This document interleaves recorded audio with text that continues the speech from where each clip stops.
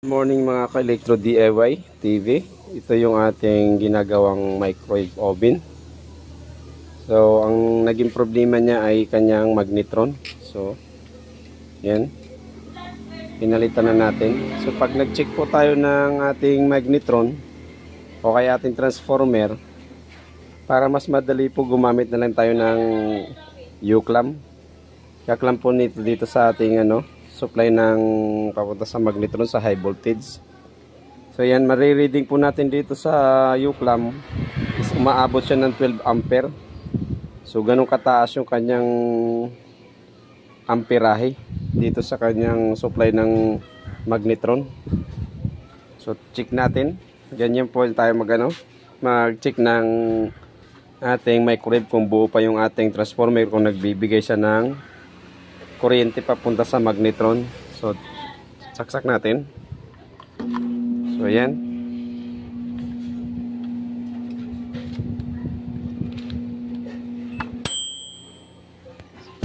Check natin.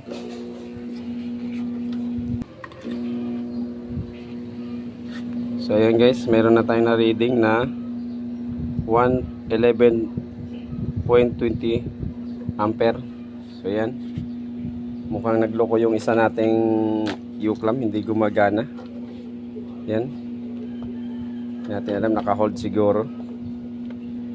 Check natin ulit yung ating U-clamp na isa.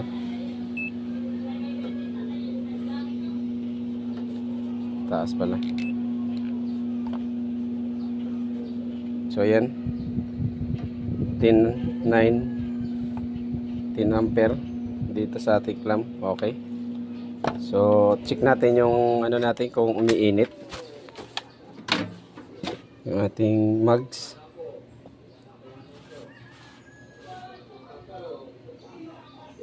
Parang umiinit guys.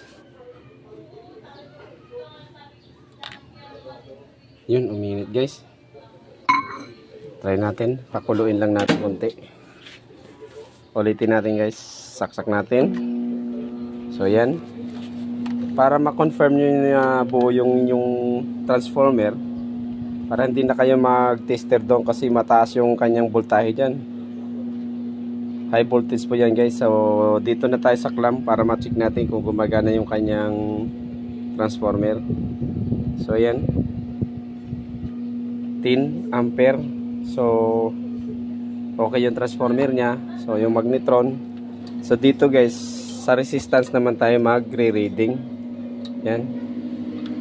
Check natin yung resistance nito sa resistance ng bago natin. Ang kaiba nila halos point lang. Yung bago tsaka yung luma. Kunting diferensya lang sa resistance nila. So ayan, check natin sa resistance. Yan, umaandar yung guys, nilagyan natin ng tubig. So lagyan natin sa ohms. Tingnan natin yung kanyang resistance ng reading. So ayan guys, 0.8 ohms. Yan, 0.8 or 0.7. So yun yung kanyang resistance dito. Pero sira to guys.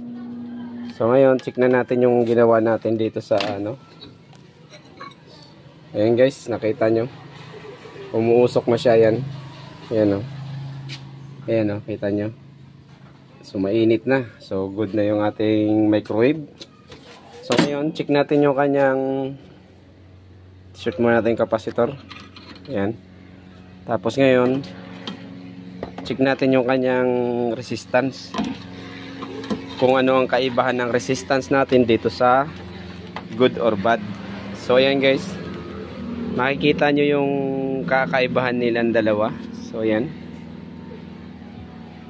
1.4 ohms. Ayan. Yung sira natin guys is 0.8 ohms. Ayan. Ito yung ating sira. Ayan guys. Ayan. Ayan, 0.6 ohms. Ito yung sira natin.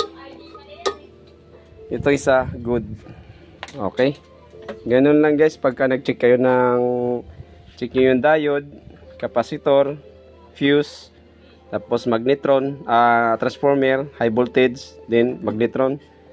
Pag check kayo ng transformer, kailangan nyo gumamit ng U-clamp para mas mabilis nyo ma-trace kung good yung kanyang transformer, kung mataas okay yung voltahe niya, amperahe.